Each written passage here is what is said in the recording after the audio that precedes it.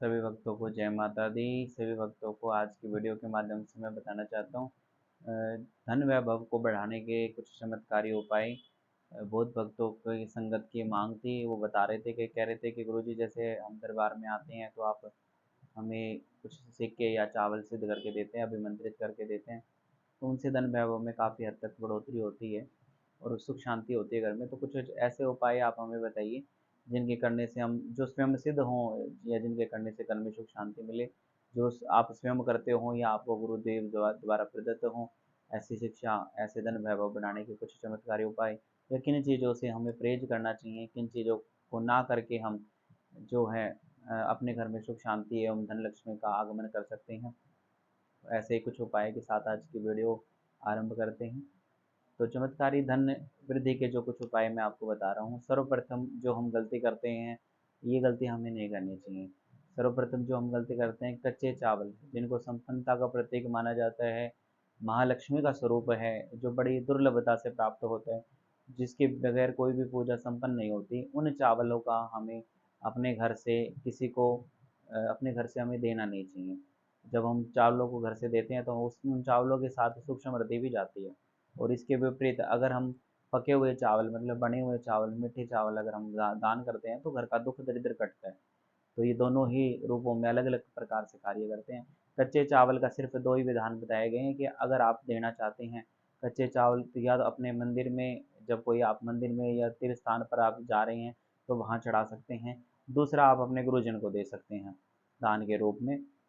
अगर आपको कहीं और दान करने हैं कच्चे चावल तो आप घर से ना दें, बाहर की बाहर आप खरीद कर दे सकते हैं, लेकिन घर में आए हुए चावल आपके घर के सुख शांति और समृद्धि का प्रतीक हैं, उनको आपको नहीं देना चाहिए। सर्वप्रथम हम यही गलती करते हैं कि हम कच्चे चावल भी अपने घर से किसी को दे देते हैं। दूसरी गलती जो हम करते हैं कि घर की जो झाड़ू होती है उसको बुहारने के बाद हम जहाँ हमारी झाड़ू खत्म हुई हम वहीं पे छोड़ देते हैं। ये सबसे बड़ा दोष बताया गया, क्योंकि ये झाड़ू को भी घर की लक्ष्मी का स्वरूप माना गया। जैसे ही हम झाड़ू बुहारने का जो काम करते हैं, वो जैसे ही काम हो जाए उसके पश्चात उसको अच्छी तरीके से धो के साफ करके एक ऐसी जगह पे देखना चाहिए जहाँ जहाँ आपके जो भी अतिथि आते हैं या पराये जो भी पुरुष घर में या स्त्री कोई घर में प्रवेश करती है उनकी नज़र ना पड़े, क्योंकि कहते हैं कि माता महालक्ष्मी का स्वरूप होती है झाड़ू भी, जब उसका नज़र पड़ती है तो लक्ष्मी घटना शुरू हो जाती है। एकदम से खत्म हो जाती है इस बात में मैं कोई सत्यता का प्रमाण नहीं दूंगा, लेकिन घटना शुरू हो जाती है, ये गुरुद्वार मैंने सुना है। तो जब अगर हम ये दो गलतियों से बचते हैं तब भी हमारे घर में कुछ हद तक सुख शांति का अनुभव हमें होने लग जाता है। और कुछ उपाय जो मैं आपको बताता हूँ, ये करने से आपको सर्व प्रकार से सुख शांति का अनुभव होगा। घर में कलह कलेश जो रहता है वो खत्म हो जाएगा और माता महालक्ष्मी का आगमन ही शुभ चिंतकों का शुभ आगमन, उनका जब शुभ आगमन होता है तभी घर में अनेक प्रकार से सुखदायक जो संदेश हैं उनकी प्राप्ति होने लग जाती है, क्योंकि माता महालक्ष्मी मंगलकारी बताई गई है।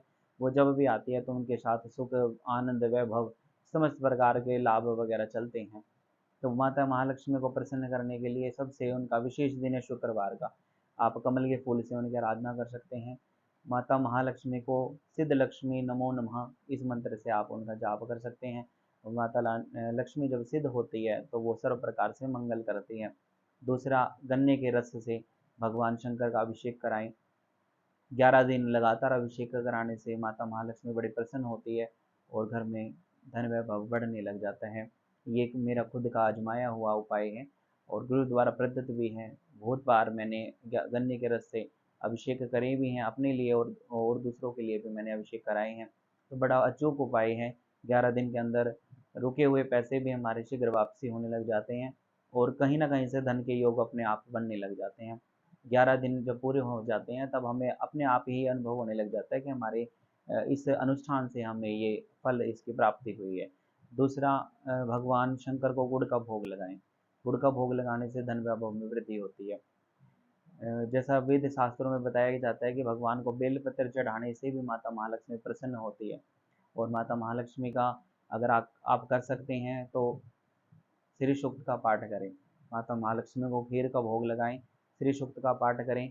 अगर आप नित्य नियम से अगर 5 दिन भी श्री सूक्त का पाठ सुबह शाम दोनों समय करते हैं तब भी रुके हुए पैसे मिल जाते हैं। इसका गुरुदेव प्रमाण देते हैं। जैसे अगर हम निम्न शब्दों में कहें तो कि गारंटी के साथ है ये उपाय बड़ा सुजग और शास्त्रों से जो शास्त्रों से निकला हुआ उपाय है। गुरुदेव इसको बड़ी मतलब गारंटी के साथ बताते थे कि 5 दिन श्री सूक्त का पाठ करें, सुबह शाम भगवान को चाहे माता रानी को चाहे आप 2 चम्मच ही खीर का भोग बनाएँ, लेकिन अगर आप खीर खीर का भोग बनाकर उनको भोग लगाते हैं, तो वो इस बात के लिए हमेशा ये कहते थे कि गारंटी से अगर आप 5 दिन उनका ध्यान करते हैं, तो ये कार्य आपका जल्दी सिद्ध हो जाता है, रुके हुए पैसे भी वापस आने लग जाते हैं और धन वैभव की बढ़ोतरी होने लग जाती है। दूसरा कहते हैं कि अगर जैसे कोई घर में बेटियाँ वगैरह आती हैं, तो उनमें स्वर्ण का दान करने से चाहे आपकी जैसी भी सामर्थ्य है, अगर आप उनको किसी भी प्रकार से सोने की चाहे एक बाली दान करते हैं, तब भी सूक्ष्म संपत्ति का आगमन घर में होना शुरू हो जाता है। और पहले के जो बड़े बुजुर्ग बताते थे कि पहले जब हम भोजन बनाते हैं तो सबसे पहले गाय की रोटी निकाली जाती है और गौ माता के अंदर 33 कोटि देवी देवताओं का समावेश बताया गया है। अगर आप इस नियमों को फॉलो करते हैं तब भी भगवान की कृपा से और माता महालक्ष्मी की कृपा से धन घर में धन वैभव बढ़ने लग जाता है।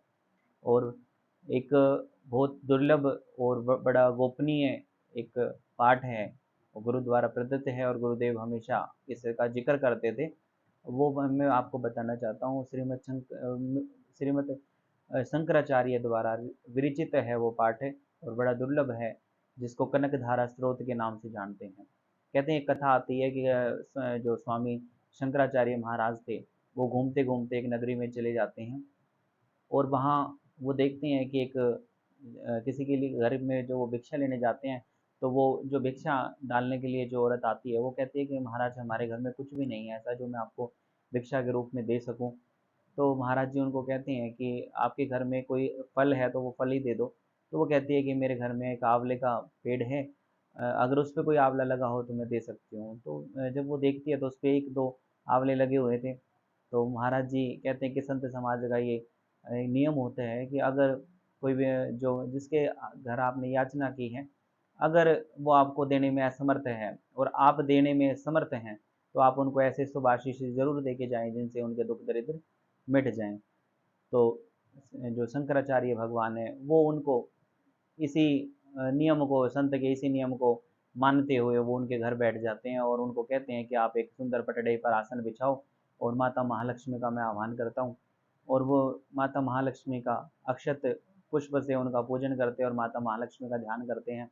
और वहाँ बैठकर जो आंवले का फल उन्होंने दिया, उस औरत ने उसी फल का माता महालक्ष्मी को भोग स्वरूप वो अर्पण करते हैं और उसके सामने बैठकर जो स्रोत का वो बड़ा दिव्य स्रोत है माता महालक्ष्मी का, उसका पाठ करते हैं। उसका पाठ करने से कहते हैं कि 2.5 घंटे तक लगातार सोने की मुद्राओं की वर्षा होती है और उसका सारा दुख दरिद्र घट जाता है, खत्म हो जाता है और माता महालक्ष्मी के उसके ऊपर असीम और स्थायी जो है उनकी कृपा बरसने लग जाती है। तो गुरुदेव जो हैं आदि शंकराचार्य द्वारा रचित इस पाठ को बड़ा दुर्लभ बताते थे और बड़ा गोपनीय बताते थे और कहते थे कि अगर कोई सच्ची श्रद्धा के साथ इस पाठ का पठन करता है, इसको पढ़ता है घर में बैठ के, तो निश्चित रूप से अदृश्य रूप से, क्योंकि आज वो समय नहीं है कि जो सोने की मुद्राएं बरसे, लेकिन अदृश्य रूप से माया खूब बरसती है, ऐसा उनका मानना है। और बहुत बार कभी कभी विशेष परिस्थिति में मैंने इस उपाय को बहुत अच्छी तरीके से आजमा के देखा है। बड़ा अच्छा और बहुत सुंदर उपाय है। और भगवान शंकर की शिव महिमन स्त्रोत एक पुस्तक है गोरखपुर गीता प्रेस वालों की, उसमें ये बड़ी आसानी से मिल जाता है और संस्कृत के अंदर इसका जो है ये छपा हुआ है उसके अंदर। अगर कोई संस्कृत पढ़ने में असमर्थ है तो वो हिंदी में भी इसका पाठ कर सकता है। माता महालक्ष्मी भाव की भूखी है और भाव से जब आप उनको भेंट अर्पण करते हैं, कुछ भी भोग अर्पण करते हैं, तो वो शीघ्र प्रसन्न हो जाती है। और एक मंत्र आता है माता महालक्ष्मी का कि ओम लक्ष्मी नारायण नमो नमः। ये मंत्र बड़ा सिद्ध बताया गया, गुरु द्वारा प्रदत्त भी है और गुरुदेव इस मंत्र की बड़ी सराहना करते थे। वो कहते थे कि इस मंत्र को जपने से मात्र 3 दिन के अंदर माता महालक्ष्मी की ऐसी कृपा होती है कि आप हमेशा उनको याद रखते हैं कि भगवान या गुरुदेव द्वारा प्रदत्त ऐसा मंत्र जो मतलब विपत्ति काल में भी अगर आप इस मंत्र का उच्चारण करते हैं तब भी अभिष्ट कार्य आपके सिद्ध होने लग जाते हैं और माता महालक्ष्मी की कृपा से रुके हुए कार्य भी बन जाते हैं, क्योंकि इसमें लक्ष्मी और नारायण दोनों जो है युगल जोड़ी का इसमें ध्यान किया गया है। दोनों स्वरूपों का ध्यान किया गया है, माया का भी और मायापति का भी। तो भगवान जो विष्णु हैं वो नारायण स्वरूप, वो आपके सारे कार्यों को सिद्ध करते हैं और माता महालक्ष्मी दुख दरिद्रता को घटाती है। तो इस मंत्र का उच्चारण करने मात्र से 3 दिन के अंदर भी काफ़ी हद तक समस्याएँ जो है ख़त्म हो जाती हैं, ऐसा गुरुदेव हमें बताते थे। तो जो भी आपको उपाय बताए गए हैं, आशा करता हूँ कि इन उपायों पे आप जो है अमल करेंगे और इन उपायों पे ध्यान रखते हुए आप अपने घर की सुख समृद्धि को आप अपने कर्मों के अनुसार आप ला सकते हो। इसमें कुछ भी बहुत बड़ा नहीं है, आप भाव से उनकी पूजा करो। वो त्रिदेवियों में शामिल महाशक्ति हैं और उनके बिना इस जीवन पर, इस पृथ्वी पर जीवन थोड़ा असंभव सा प्रतीत होता है। अगर आप उनकी कृपा चाहते हैं तो माता महालक्ष्मी की अगर जो हम घर में जैसे जो तस्वीरें उनकी लगाते हैं, तो उनकी प्रतिमा अगर कोई आप लाना चाहते हैं तो उसकी अष्ट धातु की बनी हुई प्रतिमा लेके आएँ, तो विशेष फलदायी मानी गई है। या पत्थर की मूर्ति अगर उनकी लेके आते हैं, तो वो बैठी हुई अवस्था में ना हो। अगर आप पत्थर की मूर्ति या लेके आते हैं तो खड़ी अवस्था में माता की मूर्ति लेके आएँ, विशेष फलदायी मानी गई है। और अगर आप माता का सिक्कों पे पूजन करते हैं, तो तांबे के सिक्के बड़े शुभ माने गए हैं। अपने तांबे के सिक्कों पे भी उनका पूजन कर सकते हैं, उनका नाम उच्चारण कर सकते हैं। और चांदी जो है माता के चांदी के चरण कमल बनते हैं माता के, अगर आप वो भी बनवाते हैं, तो चांदी के चरण कमल की शुक्रवार आप विशेष रूप से पूजा करते हैं, तब भी माता महालक्ष्मी प्रसन्न होती है, दुख दरिद्र आपका घटने लग जाता है। और ये जो भी आपको उपाय बताए गए ये स्वयं सिद्ध उपाय हैं, इसमें किसी भी प्रकार से आपको कुछ भी सिद्ध करने की ज़रूरत नहीं है, क्योंकि गुरु द्वारा प्रदत्त है और गुरु परंपरा में चले आ रहे हैं। और मैं भी अपने शिष्य समझ के आपको प्रदत्त कर रहा हूँ। जो भी दरबार से जुड़ी हुई संगत है, आप इनको विशेष रूप से आप इन उपायों को पर अमल कर सकते हैं। और जैसे आप अमल करोगे आपको यथार्थ रूप में इनका फल प्राप्त होना शुरू हो जाएगा।